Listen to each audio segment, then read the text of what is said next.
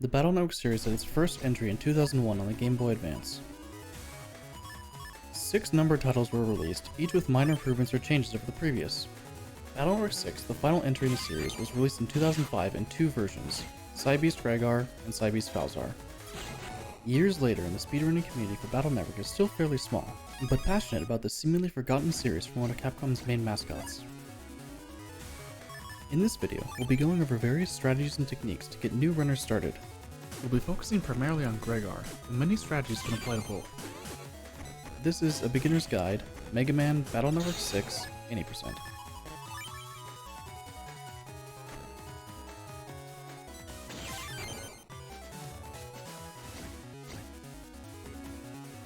For casual players, there are numerous differences between Gregar and Falzar versions of BN6. Each version has 5 crosses, unique transformations for Mega Man, as well as the obviously different Cybeasts providing additional forms and acting as the final boss. For 80%, however, these differences are a lot smaller. Only one cross is ever required, Heat Cross in Gregar and Aqua Cross in Falzar, meaning the differences will come down primarily to strategies and how runners utilize each Navi's powers.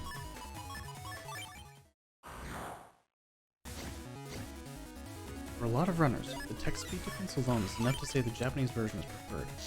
However, there are a handful of other important differences to call out here. In one of the final comps at the end, English has a much higher chance of a random encounter with a nightmare that runners are likely unable to defeat. The encounter rate is around 20% in English, 7% in Japanese.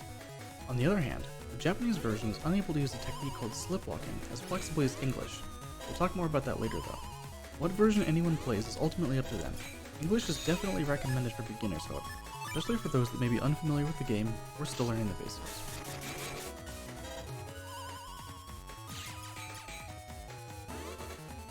It has to be called out here. Wii U is typically very good for Game Boy Advance games. However, for BN6 in particular, playing on Wii U VC completely removes the ability to perform a slipwalk. It can still be fine to start on Wii U. Due to one missing glitch in that version, runners on Wii U are likely never going to compare at the top level to other platforms.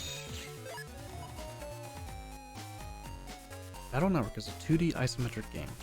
What you may expect is traveling along the hypotenuse of a triangle would be the fastest way to move. However, that is not always true. Last goes over this in quite a bit of detail in his advanced tutorial series on Twitch. But in summary, traveling horizontally is slow, vertical is fast, and diagonals are somewhere in between. Here's a brief example. When moving from one tile to another horizontally versus taking the 2 diagonal paths, it's about the same. Similarly, when moving between 2 tiles vertically, it's noticeably faster than taking the corresponding diagonals.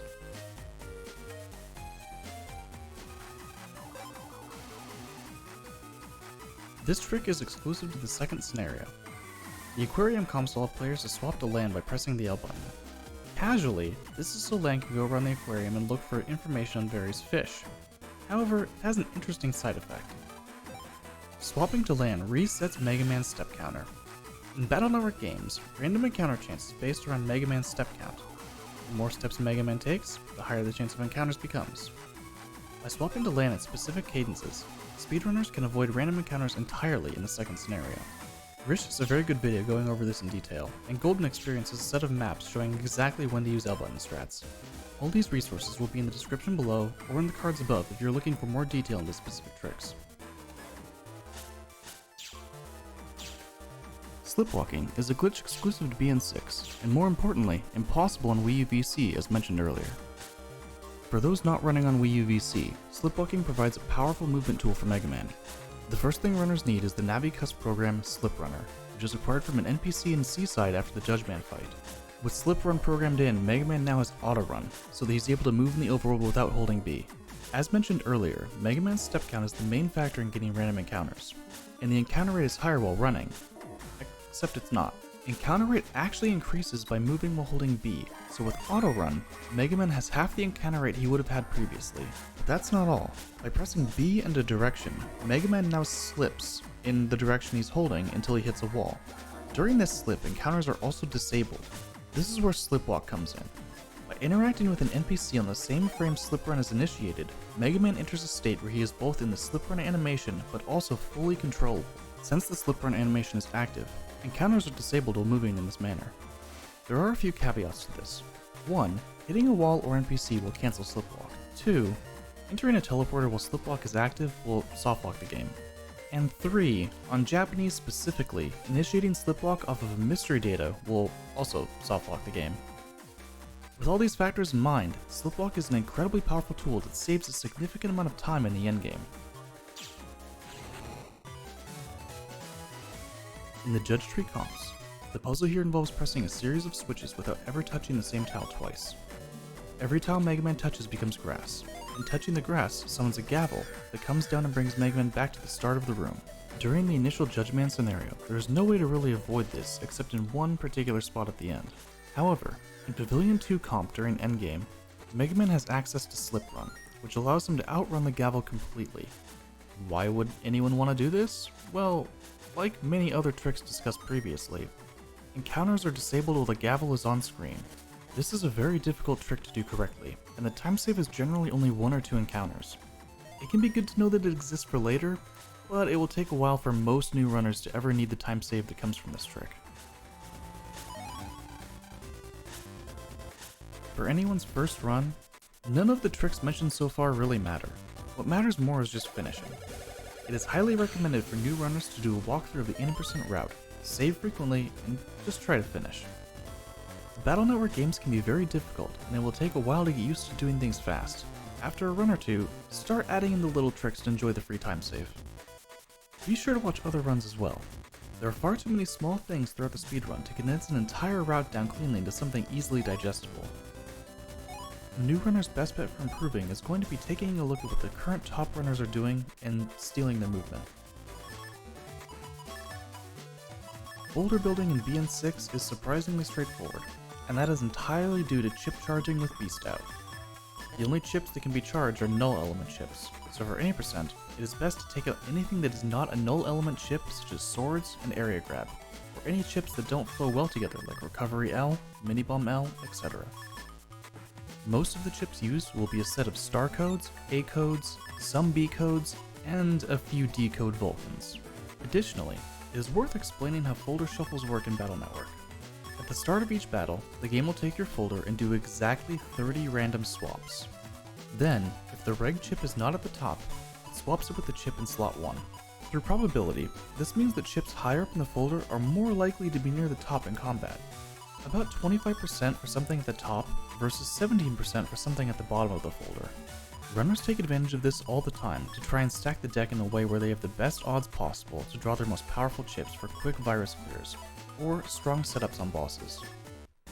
The Navi Customizer was originally introduced in Battle Network 3 and provides Mega Man with an incredible amount of abilities. In 80%, this is only used for a couple of programs, the important ones being Buster Pack, Slip Run, and HP plus 400. Runners will have these programs slotted in regardless of their skill level. Additionally, for beginners, it is highly recommended to put in an HP plus 500 and undershirt as well. On screen here are a couple of program setups for beginners, and yes, putting pieces outside the grid is intentional. HP will be bugged, slowly draining Mega Man's HP in combat. The overall maximum HP increase more than makes up for the downside of the bug. The Number Trader is a very special machine in the Central Town chip shop. Casually, players would find 8-digit codes throughout the world, or from guidebooks and other resources, to use here and unlock powerful chips and Navi Customizer programs. Thankfully, this is a speedrun, and runners have a list of codes that they like to use as soon as possible. On screen is a list of codes and what is generally recommended. Some chips like the star-coded Navis can be dropped as runners improve at the game, but when starting out, they are very nice to have for a handful of encounters.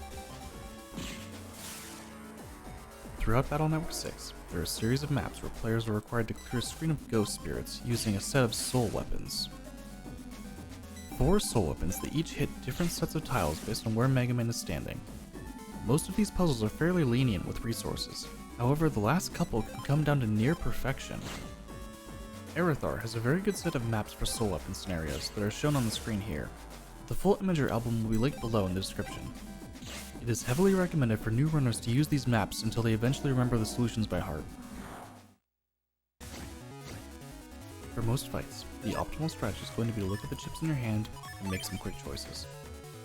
If something like Air Spin or M Boomer is in the opening draw, it is likely to be the fastest option for a virus encounter, especially when combined with copy damage. Other quick things to look out for include a set of null element chips that can be used for Beast Out. Worst case scenario, using Heat Cross is always an option with its strong buster. This kind of quick analysis becomes easier over time, but for beginners, Heat Cross and Beast Out are very powerful and easy options to clear encounters. For the first boss fight, Blast Man is fairly straightforward. Typically, runners will be looking for draws like Crackshot or Cannon A to pair with a Reflect A. Going for a counter hit on Crackshot or Cannon, and then getting another counter hit with a boosted Reflect leaves him near death. Blast Man will always move to 4 different tiles before moving to the 5th tile in the same row as Mega Man and attacking. This gives a very consistent pattern for setting up counter hits. Additionally, by standing directly behind the cube in the top, Blast Man will always do the same attack, which, when reflected, is an automatic counter hit. With a good enough draw, it's possible to clear the fight in 1 turn. However, 2 turns is not unusual at all and a very good thing to aim for.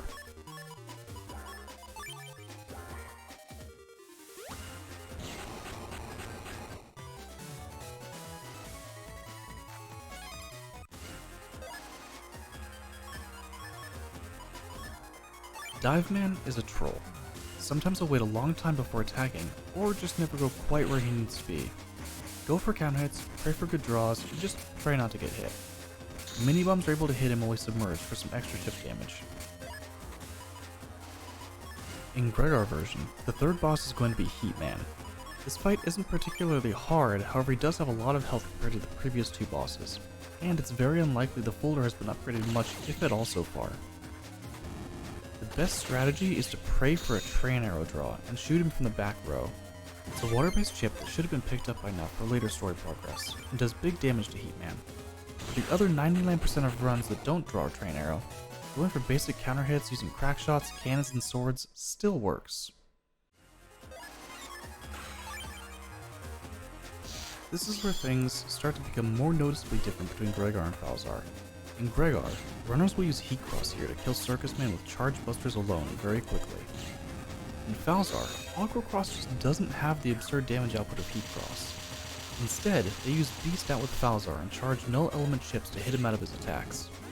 With Beast Out chip charge attacks, Mega Man will home in on his target, so no worries about needing to aim precisely.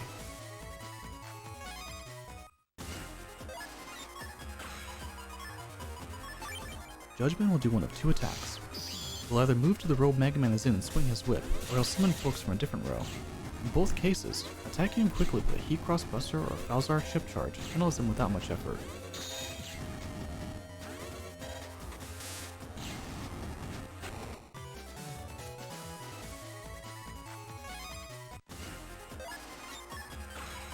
Very similar strategy to Circus Man here. Element Man dies very quickly to Heat Cross, even more so when his first transformation changes him to a wood element. In Falzar, Beast Out should work well enough with good draws, and if he's somehow alive long enough to transform a second time, he'll become a fire element, making Aqua Cross a reasonable option as well.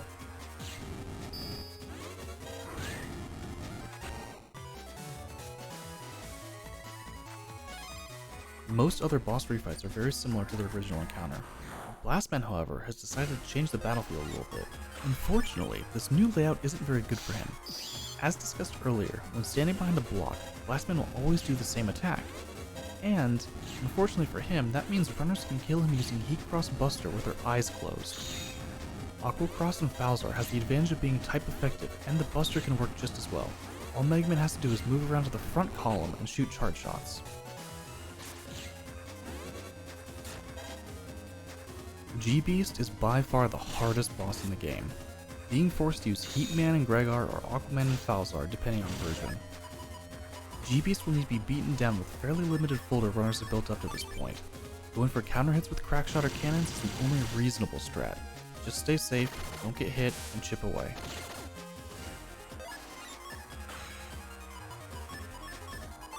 Immediately after the very difficult G-Beast fight, Colonel is incredibly easy, especially once the runner figures out exactly how he works. As long as Mega Man stands in any of the 3 tiles where Colonel can hit with a V-Slash, he will use V-Slash. This should allow for easy opening steel damage with Heat Cross or Beast Out. It sounds very simple, but can be a little tricky to get the hang of. Just take a look at how this fight pans out.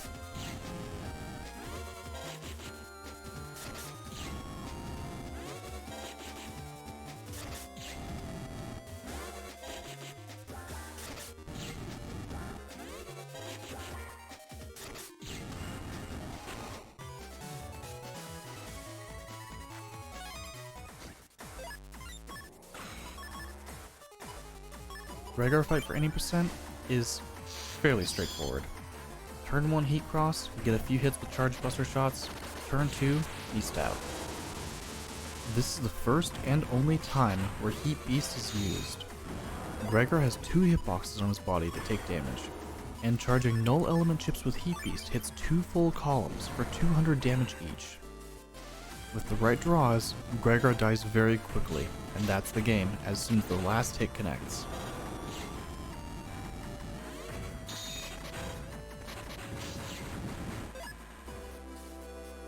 This has been a fairly abbreviated look at Battle Network 6 any percent. We didn't go over the full run, but in the description there'll be various links to notes and resources that go over the exact route in more detail. Team BN is a great resource for learning this series and is very open to helping new runners get familiar with any of the Battle Network games. On screen also is a list of very active runners to check out for more Battle Network content. Be sure to like the video and subscribe for more content like this in the future. If there's other games you'd like covered in this type of format, let me know in the comments below. Follow me on Twitter and Twitch, and hopefully I'll see you run for the next Beginner's Guide to Speedrunning.